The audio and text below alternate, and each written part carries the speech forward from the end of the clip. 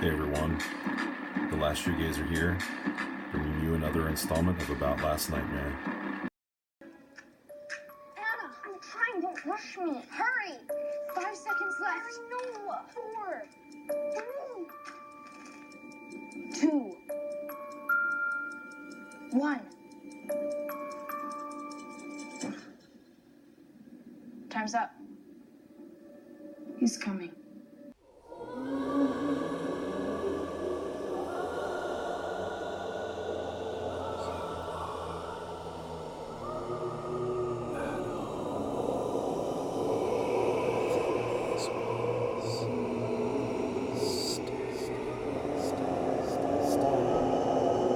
As you guys know, this is the collaborative review series I've been enjoying with my good buddy Jason from Horrific Nightmares JM, where each week we check out a common film in our collection. Last week we watched an IFC Midnight Scream Factory release of Pie Wacket. So definitely check out that review if you haven't seen it already, and share your thoughts with us, as we really enjoyed that one. And this week we decided to kind of continue in that trend and watch The Midnight Man. This is a really, really creepy kind of haunted house, almost like an evil version of Jumanji kind of film. It's a nice little horror film. Nothing amazing or groundbreaking here, but definitely has a really cool kind of chilling haunted house kind of atmosphere. Really enjoyed the setting. I thought the acting was okay. I think it could have been better in some spots.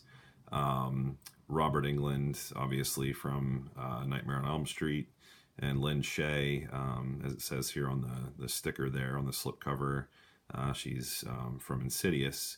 I kind of thought carried the film. Some of the other actors and actresses were okay, but I think they could have done a little bit of a better job. I think the special effects, both practical and maybe a little bit of CGI thrown in there, but really overall it did look pretty practical and pretty good. The gore was not too over the top. It kind of held true to the kind of haunted house kind of aspect of it, but definitely a little bit of a creature feature. Some comic relief thrown in there, but not too much.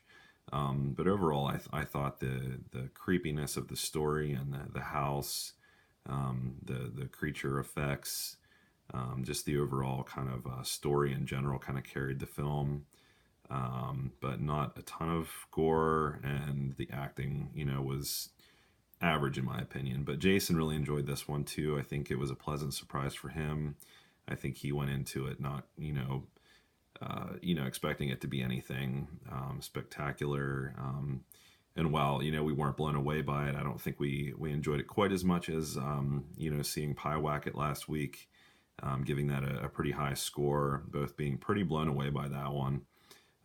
This one, we really enjoyed it. We agreed to give this one a 7.5 out of 10. If you like films, set in a haunted house, a little bit of a creature feature, stuff like, like Candyman, like saying his name, so many times and he'll appear. Jason even, mentioned, the Bye Bye Man, stuff like that. Those kinds of stories, with evil, beings and a demonic presence kind of appearing, if you do something, so many times. So there's a lot of different rules to this game. And that's kind of where like Jumanji kind of popped into my mind. Because once he is in the house, after you, follow some of the rules, it's pretty much, just stay alive. And if your candle goes out and you can count to 10, that means you need to either have it like relit, as sort of a part of the rules there, or you have to draw a salt circle around you, so it almost has like a little bit of a like a seance, witch kind of ritual sort of element to it going on, which I definitely enjoyed that. But yeah, overall, it was a decent watch. Nothing amazing, like I said, but we definitely had a good time. It was really cool to see Robert Englund appear. I mean, he's iconic, and it's cool that he's still being a part of even some. I wouldn't call this low budget, but just some more like indie horror here and there. His kind of role in this sort of made me think of his role in Behind the Mask. Good old Leslie Vernon. I recently saw that one and really enjoyed that. He kind of has a similar sort of doctor kind of role in this one. Definitely looking a little bit older, but nonetheless, that awesome, creepy, strong presence that he brings to the camera. And Lynn Shay, oh my word. Jason and I were just constantly back and forth. Like, man, she is one creepy nana. I think even at one point, Jason said he'd like to, smack her in the face or something like that because she was just like so like mean and gruff and cold and creepy and intense. And there's one spot where she just kind of like pops up out of nowhere and just gives this like blood curdling scream, which is that kind of like made me like jump and freaked me out a little bit. And but yeah, just a very powerful actress. And this even brought to mind parts of Insidious, kind of a similar, setting and in the old house with some of like the communication that she's doing like through like an intercom system almost made me think of like the baby monitor like in Insidious, which is to this day one of my favorite modern horror films. I think it's highly underrated, up there if not even creepier than stuff like whenever Paranormal Activity first came out and kind of changed up the game. I'm not into all that stuff, but some of it. And I even fell off a little bit with Insidious as those chapters went on. I kind of wish they would have just stopped after the second one, but anyway, I diverge. But it definitely draws some similarities to not only the look and feel of Insidious, but Lin Shaye being a big part of that as well.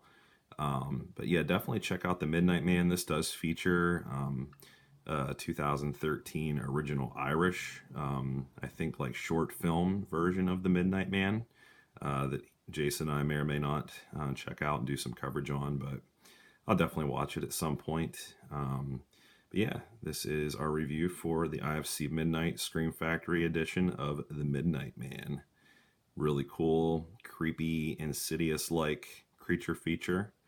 And like I said, if you like Jumanji, you like horror movies, this is like an evil Jumanji.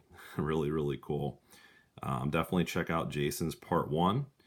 Head on over to his channel to hear the facts and figures and some cool background information.